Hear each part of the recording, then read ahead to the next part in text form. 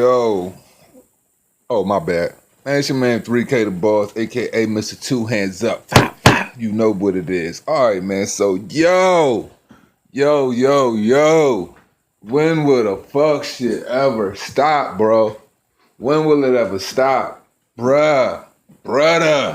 When will it ever stop? Alright, so Deontay Wilder, you know what I'm saying, on ESPN, his favorite platform where, they like to let him, blow off his hot air because, I think he goes up there for therapeutic needs and not necessarily out there to speak boxing and to promote himself to make him a bigger boxer because, the ESPN platform, even though it's designated for Tyson Fury because he is their boxer right now, I mean, they're so graciously enough to let you come on their platform and talk boxing and hopefully elevate your very lackluster John Jones picogram of a freaking profile and bring it up. But what do you choose to do?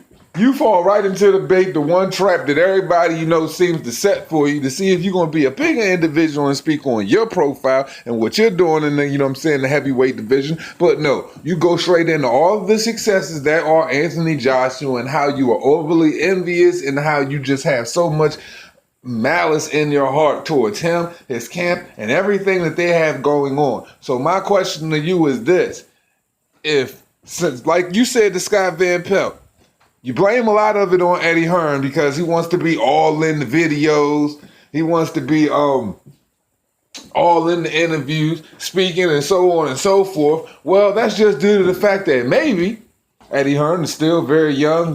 His father, Barry Hearn, even though he is the owner of Matchroom Boxing, he kind of just sat back, laid up. Eddie Hearn, is the boss, and he runs around doing all the groundwork. And like Barry said, he likes to tend to come out of the dark when it is necessary. Not like pop out, when it is to save you and kind of make your boss or your management look like a senile old man, which Shelly Finkel seems to have the tendency to come across a lot. Or like you're under tutelage, like, he has you in the high chair and he has to spoon feed the interviewers, quotes back because you can't speak for yourself. And you see what happens when they let you speak for yourself, man. You go on one of those epic rants that everybody just wants to cut off their phone, cut off their TV, walk out, or just turn to the next channel. And the next channel might be Anthony Joshua if they wanted to be heavyweight boxing. Let's be serious here. Deontay Wilder, it just gets to a point where, man, look, man, you got to go out into this world, young man. You got to go out into this world and you got to make a name for yourself. You got to do it, man. You got to go out there and make a name for yourself. Come on, Deontay. Come on. Because contrary to belief, it's kind of saddening the fact that Mr. Andy Ruiz here, who has 32 fights and is the 4-belt holder, champion of the world, as we speak right now, and you're speaking on Anthony Joshua and how you feel as though he embarrassed himself, and so on and so forth. None of this is about you. This guy ain't even champion no more. It's been shit. Basically 2 weeks since the fight. And you still talking about him. Get it right. You're still talking about him. You're not talking about him, the guy who won the 4 belts, Mr. Andy Ruiz Jr., who you said that, is a guy that they could just walk all over top of. He wasn't no real opponent.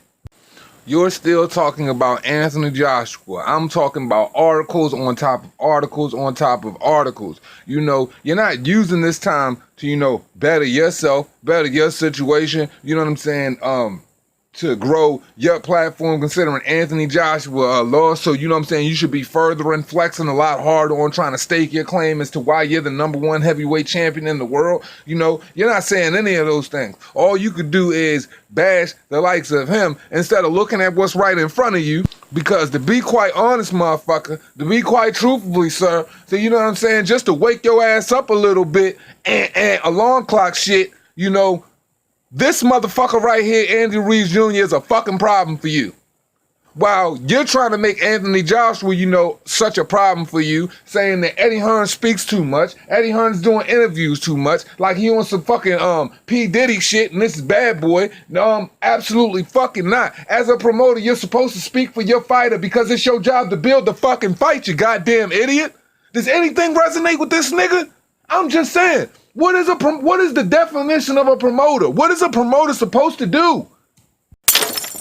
He is there and contractually obliged to make sure his fighter gets recognized around the world, so that way you bring more money to your fighter and he brings more money to the company. Like this guy in front of me, Bob Arum, yeah, he might be old in age, but one thing he doesn't get past him, because he is a Harvard graduate lawyer, is the fact that he's all about the money, promoting the fighter, making the fighter big. Now, Tyson Fury ain't even been signed since fucking January. I done seen this nigga on every newscast and every late night show, every fucking ESPN, Fox Sports, BBC, Sky Sports, William Hill, IFL TV, you goddamn name it, Fight Hype, you name it, he is on it.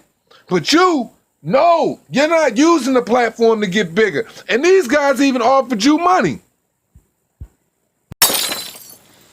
ESPN offered you money because what you failed to realize is Bob Arum, contrary to belief, with him signing Tyson Fury, he sees the fact that they got to build up, you know what I'm saying, yo baby, you know what I'm saying, yo baby fucking pampered ass. Like they needed to build you up. He was willing to fucking offer you a major fight deal, build you up, build up your career through ESPN, give you more money than your own fucking team that you're willing to be loyal to, that isn't doing anything for you, that's got you out here looking absolutely fucking crazy like a fucking jealous girlfriend in fucking heat, talking about Anthony Joshua even in loss. Do you know how fucking weak that makes you look as an American champion?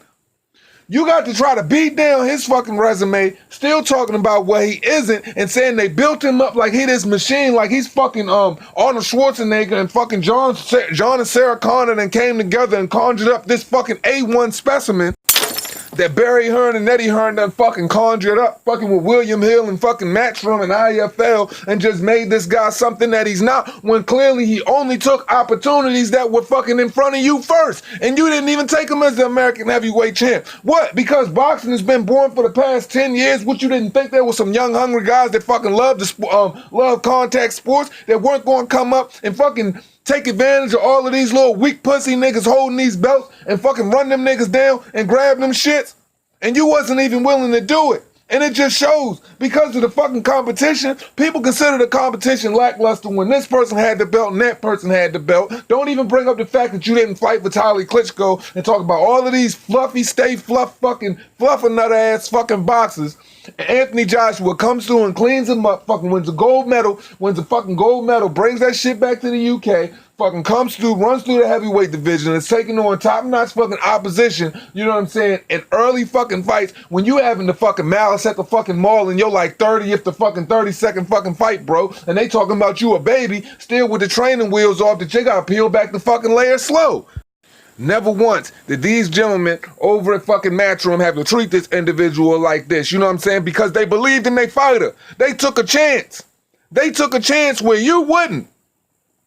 They took a chance where you wouldn't, cleaned up the belt, and you so envious of his success that he's built up over in this country. I'm sorry that he has an Audemars Piguet fucking contract. I'm sorry that he's the ambassador of fucking William Hill. I'm sorry that he fucking manages Joshua Buatsi and Lawrence Oakley, who are two fucking top fucking fighters and fucking are gonna be world fucking level. Fucking British Commonwealth champions and then fucking on. Just moving through the division, fucking people up. I'm sorry that he has made decisions in his fucking career that has shaped the lifestyle that he is living today because he took a chance. And as a part of being a fucking champion, you have to have some form of belief in yourself. You see that look in this nigga face? You see where that came from? That came from belief. That came from taking way less than what you were willing to take. $7 million fucking dollars, jumped in the ring on 5 weeks notice and knocked them out. And you sitting there trying to get some kudos off of what this nigga did. And you know what I'm saying? One thing I will agree with, yeah, it was embarrassing for Anthony Joshua to come over here in his American debut and get knocked out on American soil. Kind of. But I mean, shit, when I look at the fighters this nigga was fighting anyway, he was bound to get knocked out regardless, and I don't stress over the loss like most of you. I mean, shit, why would I stress over a loss when everybody's favorite motherfucking fighter is this guy? Manny fucking Pacquiao, at 40 years of age, this nigga got 69 wins, 7 losses, and 2 draws. Now, if he got 7 fucking losses and he still fights in this era, and this motherfucker clearly lost in this era when he lost to Jeff Horn, even though I believe he won and just Jeff Horn was a dirty motherfucker. I mean, contrary to belief, they still love that nigga. Anthony Joshua was just as enigmatic. So, I'ma still ride for him. But back to what I was saying. Being a champion is about belief, but you so envious of everything this man is doing. You too fucking stupid, and your fucking promotional team is too fucking dumb to put a fucking muzzle on you like the ones you walk out in the fucking ring with every goddamn fucking fight and calling yourself a fucking king when clearly you just fucking got a couple screws loose and you dumb as shit. Know what I mean? And I mean this shit. You know what I'm saying? Like, you so focused on Anthony Joshua and what he's doing, now you got a heavyweight champion with 4 belts in your fucking stable, and you ain't even look at the fact that if he beats Anthony Joshua again, he becomes the biggest marquee draw in the heavyweight division. There is no other way you can slice it. He is the rightful heavyweight champion of the world, and you and Tyson fucking Fiddle with fucking ball sack fucking backpack piggyback Fury, both of y'all niggas is still gonna be fucking number 2 guy. For real. Because there ain't no belief there. Neither one of y'all signed off on the dotted line. And y'all making y'all fucking careers right now piggybacking off of this man instead of worrying about y'all fights. You already done announced what we saw fucking tease too. And you're not even talking about that. So while you so worried about Anthony Joshua and the state of fucking what he is, whether he's real or what he's not, whether he's manufactured, whether he's not fucking and all of this other shit, all I hear is the fact that you think this nigga's a Terminator and you believe the hype. And you mad people believe the hype and they not paying you because, hey man, people ride with the real man and we don't have no belief in the fake. And everybody that believes in you is clearly disingenuous and they just delusional because none of them motherfuckers believe in the facts. And I've proven that shit out. They've even tried to go as far as just try to make fucking scientific studies that's solid. Just completely go against the grain on that. Well, now we counting fucking streams it's not real and every goddamn thing else. But the fact of the matter is, Andy Ruiz is a PBC fighter and yo stable. So if he beats Anthony Joshua, the clock is fucking ticking, my friend. The clock is absolutely ticking. And you want to know why the clock is ticking? Because he's a Mexican-fucking-Cali fucking fighter. Mexican-American, but people that don't understand, he is a Mexican-American fighter. The fact that it's already backed by a country, first Mexican heavyweight American champion. He already holds 4 of the belts, and all of the fucking belts are in fucking PBC stable. So Al Heyman will go ahead and make that fight because this obligation with Fox right now is fucked up. He better thank God Jared Hurd and fucking Julian J. Rock Williams did as good as it fucking did because the money is not motherfucking there for real. They putting on lackluster fights, and that right there is a unified, undisputed championship heavyweight fight of that magnitude with a black and a Mexican fucking American fighter that's gonna fucking do monster numbers. Al Heyman ain't got no choice to make that motherfucking fight, and to be perfectly honest, they don't have to worry about protecting you no more because guess what? The belts still stay there and there's another fight for them to make with you in the fucking future, and they can make that again and throw your ass to the wayside like the for real where you been your whole career. So while you gloating about this, you need to be worried about that because the fact still remains, man. The jury is still open on you, bruh.